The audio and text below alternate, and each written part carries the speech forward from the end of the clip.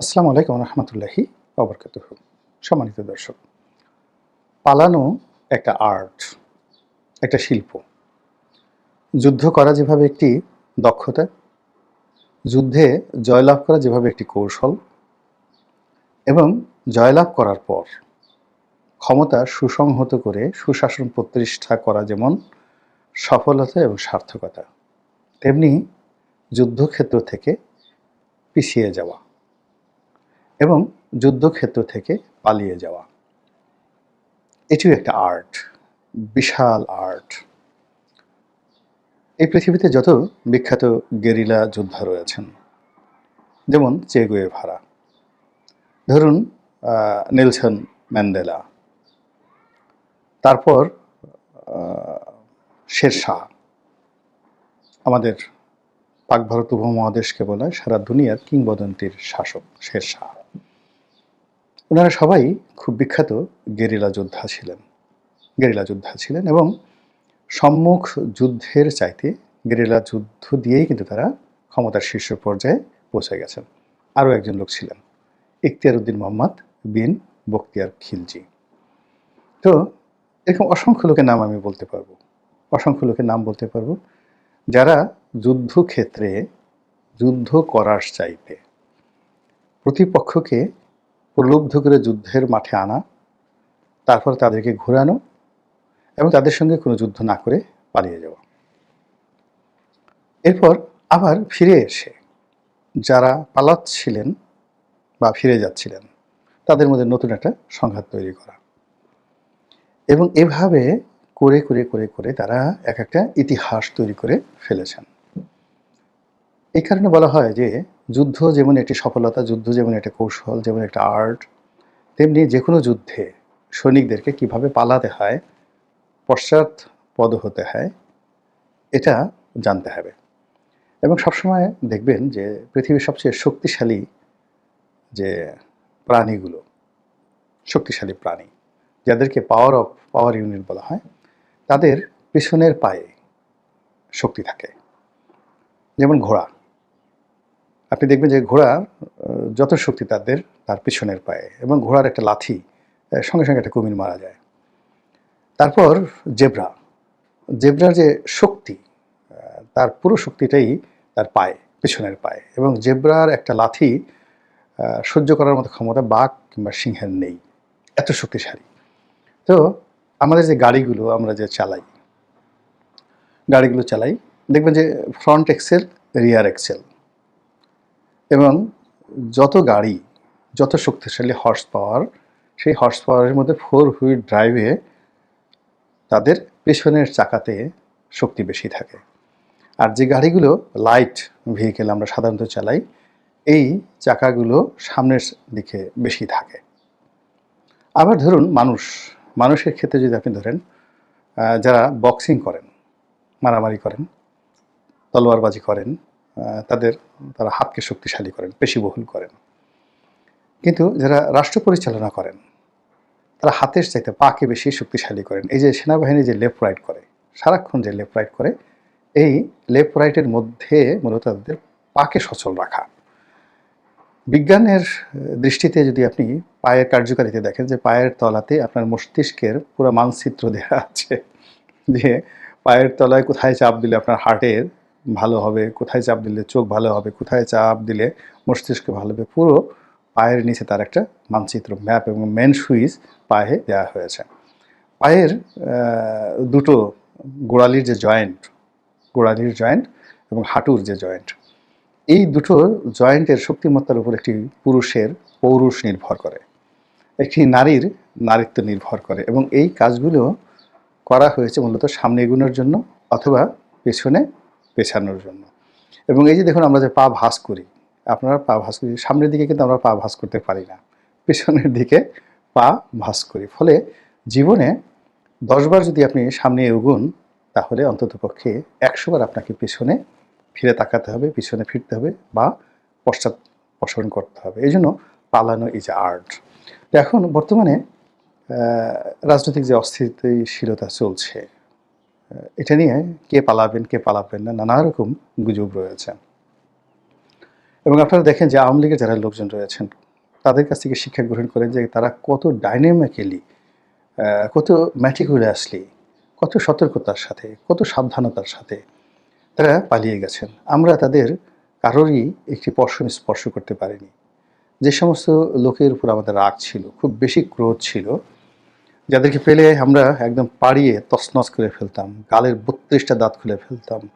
আমাদের মানে দক্ষিণাঞ্চলে যেটাকে বলা হয় থাপ্পড় মেরে মুখের জামি, জামি শব্দটা আমি এখনও বুঝি না, জামি ফাটিয়ে দেওয়ার কথা বলা হয়। তো এরকম জামি ফাটিয়ে দেওয়ার, যাদেরকে পেলে জনগণ জামি ফাটিয়ে দিত। তারপরে শেষে দক্ষিণাঞ্চলে ৮০ দশকে যেটি হতো, অন্যান্য এলাকাতে যেমন ঘুষি মারা হতো, কিন্তু দক্ষিণাঞ্চলে কারো প্রতি রাগ হলে তাকে কেনু দেওয়া হয়, অর্থাৎ কনুই দিয়ে আঘাত করা হয়, এটিকে বলা হয় কেনু। এবং সেই কেনুর আবার একটা ভালো কথা আছে, রোয়া পড়া কেনু। মানে আমরা দানাদার যে গুড় খাই, যেটিকে দানা পড়ে যায় চিনির মতো, ওইরকম দানা পোড়া, রোয়া পড়া কেনু। এটা দক্ষিণাঞ্চলে ভীষণ রকম, মানে কারো প্রতি যদি খুব কেউ বিক্ষুব্ধ হয়ে পড়ে তাহলে বলে যে তোকে রোয়া পড়া কেনু দেওয়া দরকার। এরকম আওয়ামী লীগের যে সমস্ত লোকের উপর রোয়া পড়া কেনু থেরাপি একেবারে অপরিহার্য হয়ে পড়েছিল, তার একটা লোককেও আমরা ধরতে পারিনি। এর কারণ হল এই লোকগুলো খুবই বুদ্ধিমান, খুবই বুদ্ধিমান। তারা যেভাবে দাপট দেখিয়েছে, হুমকি দিয়েছে, ধামকি দিয়েছে, বড় বড় কথা বলেছে, এবং গত ১৫টি বছর ধরে আমরা তাদেরকে আজরাইল হিসেবে মনে করেছি। কিন্তু যখনই পরিবেশ পরিস্থিতি প্রতিকূলে চলে গেছে, কোন ফাঁকে ফুরুত করে তারা সবাই নিরাপদে যে কীভাবে চলে গেছে, with their family, with their money, এবং with their asset and everything. আর বাংলাদেশে যা কিছু রেখে গেছে সব লায়াবিলিটিস আমাদের জন্য। তো এখন এই যে আওয়ামী লীগের যে পালানোর সফলতা, এই সফলতার কারণেই তারা কিন্তু সেখান থেকে আবার ফিরে আসার জন্য স্বপ্ন দেখছে। আর আমরা ভয় পাচ্ছি যে কোনো সময় তারা ফিরে আসতে পারে। বিএনপির জমানাতে বিএনপি ম্যাটিকুলাসলি এভাবে পালাতে পারেনি, অর্থাৎ ১-১১ সময় বিএনপি এভাবে কিন্তু পালাতে পারেনি, খুব অল্প লোক পালাতে পেরেছিল আর কি। কিন্তু দে আর দ্য ম্যানেজ মাস্টার, তারা আবার চমৎকারভাবে ম্যানেজ করতে পেরেছিল। তো যার জন্য তাদের ক্ষয়ক্ষতি কম হয়েছিল, কিন্তু রাজনৈতিক যে তাদের যে ডিজাস্টার, সেই ডিজাস্টার কিন্তু হয়ে গেছে।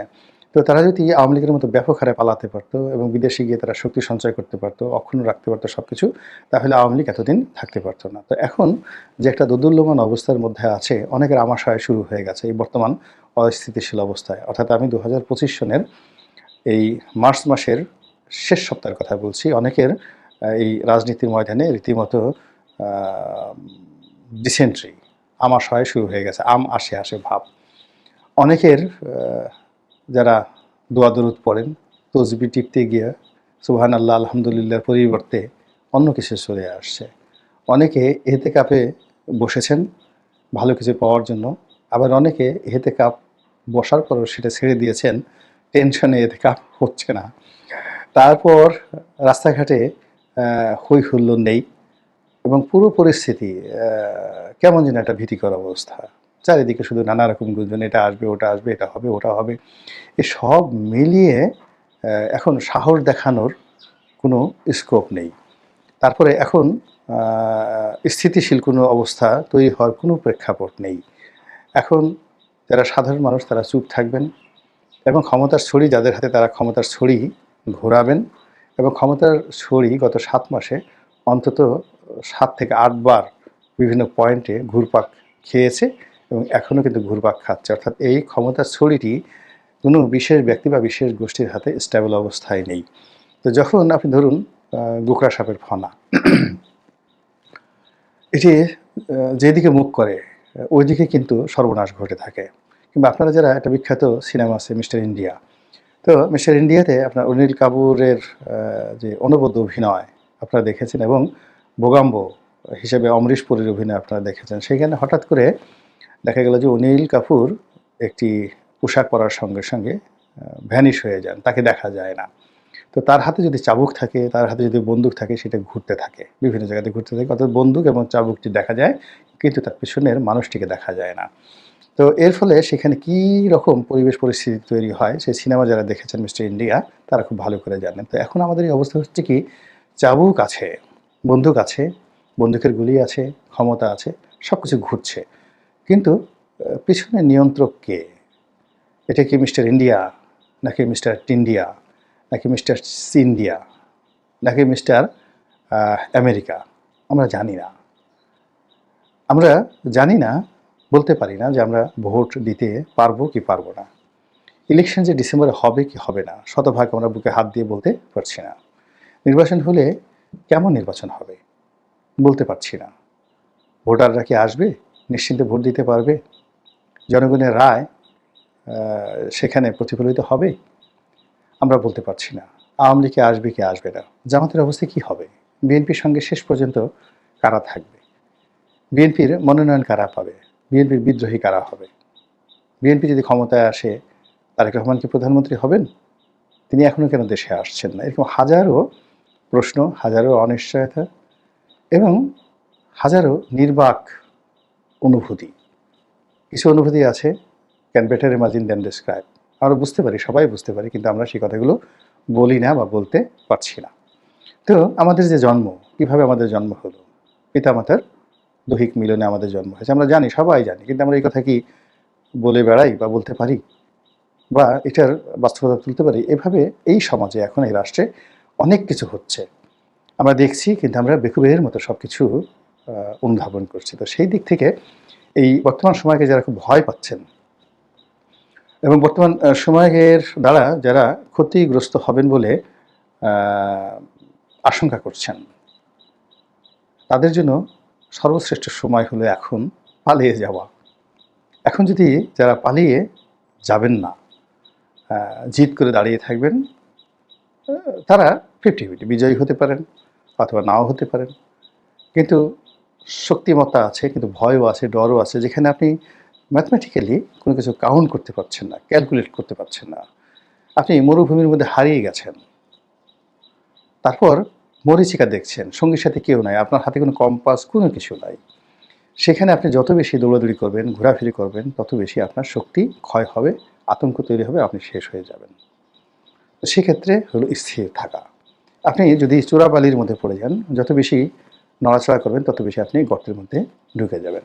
তো কাজেই আপনি যে কর্ম করবেন, এখন বর্তমান কর্ম বলতে আপনি রাজনীতি করবেন, ইলেকশন করবেন, নির্বাচন করবেন, দেশ চালাবেন, কিন্তু এর যে ম্যাথমেটিক্সগুলো রয়েছে, এই যে নিয়মকানুনগুলো রয়েছে, সেই নিয়মকানুনগুলো আপনি যদি বুঝতে পারেন, এটা করলে এটা হবে, কি করিলে কি হবে, তারপরে এটার পরিণতি এটা, 2+2 4, এরকম একটা জায়গাতে যদি আপনি বুঝতে পারেন, আপনি অবশ্যই সাহস দেখাবেন, শক্তিমত্তা দেখাবেন। কিন্তু আপনি কিছুই দেখতে পাচ্ছেন না, কিছুই বুঝতে পারছেন না। ভূত যদি আপনাকে এসে গালের ভেতরে চড় মারে, আপনি যদি আচ্ছা মতো ভূতের সাথে ঘুষাঘুষি করেন, আপনি কতক্ষণ টিকতে পারবেন? তো এরকম যারা এই মুহূর্তে ভূতের কবলে পড়েছেন, এবং ভূতের সঙ্গে রীতিমতো ফাইট শুরু করে দিয়েছেন, তাদের জন্য আমার মতে এটা হলো শ্রেষ্ঠ সময় পালানোর জন্য। এখন যদি না পালাতে পারেন, সারা জীবন পস্তাতে হবে। আল্লাহ আমাদের সবাইকে হেদায়েত দান করুন এবং হেফাজত করুন। আসসালামু আলাইকুম ওয়া রাহমাতুল্লাহি ওয়া বারাকাতুহু।